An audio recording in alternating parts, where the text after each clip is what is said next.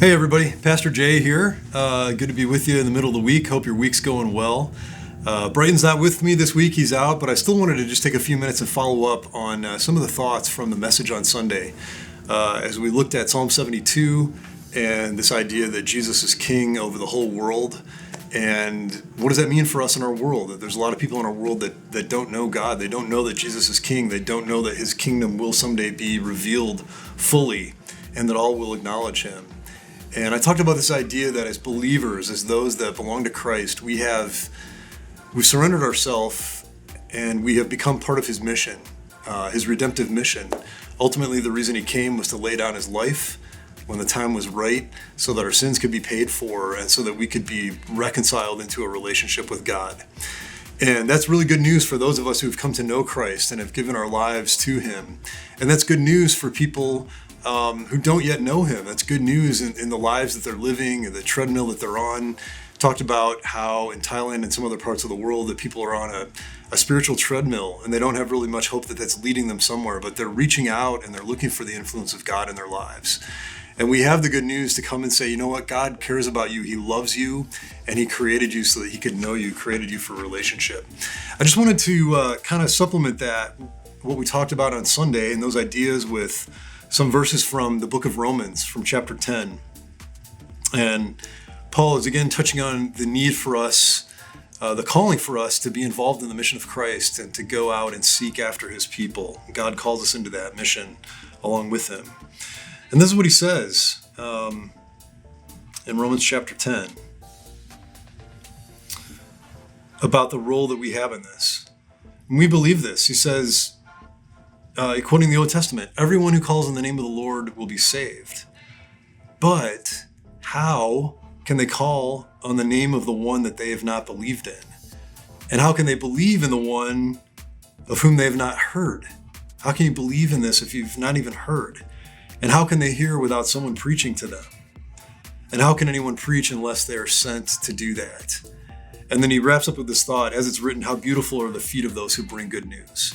So that comes back again to the reason that we participate in mission, that we send people, that we go, that we do that right in our own neighborhood, because there are people that just don't know who Jesus is, what he's done for them, and they don't have that opportunity to believe. And so we go and we send, and we're active in that mission. You know, sometimes we need something to get our appetites going a little bit for things. I discovered that after COVID and we weren't traveling, my appetite for international missions had maybe been dampened down a little bit in ways that I didn't even understand. But going as part of the team and being a part of that sort of just opened up my heart for those things again. And to be there with the very lovely Thai people and be with them and be part of a ministry that's sharing good news with them, that really just got my heart going again.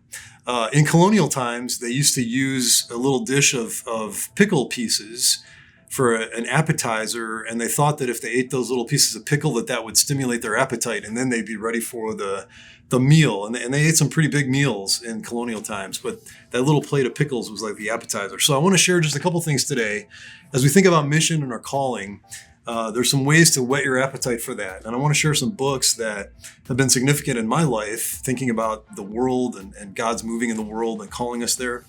And maybe these could be good appetizers for you. So I would just recommend these to you. One is Hudson Taylor's Spiritual Secret, a man who dedicated his life to bringing the gospel to China and ended up founding a massive missions movement through that. And then there's a couple books by Don Richardson. This is Lords of the Earth. There's also Peace Child. And Don has written some books to say that in every culture, God has kind of given, he's given metaphors, he's given pictures of redemption. And as those desiring to share Christ, if we can find and unlock those pictures of redemption and point to how they relate to what Christ did for us, then the message of the gospel can be unlocked in people's lives. So Don Richardson, Lords of the Earth or Peace Child. Another well-known one, and this one's major, The Journals of Jim Elliot, and this one's put together by, of course, his wife of the time, Elizabeth. And his personal journey, his spiritual journey, what he went through, how he responded to God's calling in his life. Just amazing, that impact. And if you haven't read it, I don't have a copy here, but there's a book called God's Smuggler about Brother Andrew and his work to bring the gospel into places where it was restricted, where it was being suppressed. and the miracles that God did to make that possible. So those are 4 books I would recommend.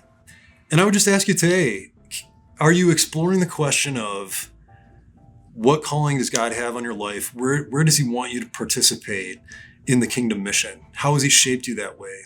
Any of our pastoral staff would love to have that conversation with you. And I would emphasize again that those opportunities, they're not just overseas, although there's some tremendous opportunities overseas and ways that'll change your life. But the opportunity and the calling is here as well. As we are increasingly living in what is a post-Christian society, there are people all around us who don't know the narrative, the Christian story. They don't really know who Jesus is. They've heard his name, but they don't know the story of who he is or what he's done to redeem us from our sins and unite us to Christ.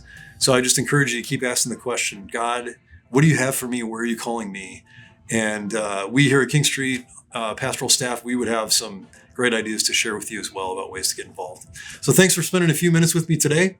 It's been good talking with you and thinking about these things, and we look forward to seeing what God's going to do as we move forward. God bless you.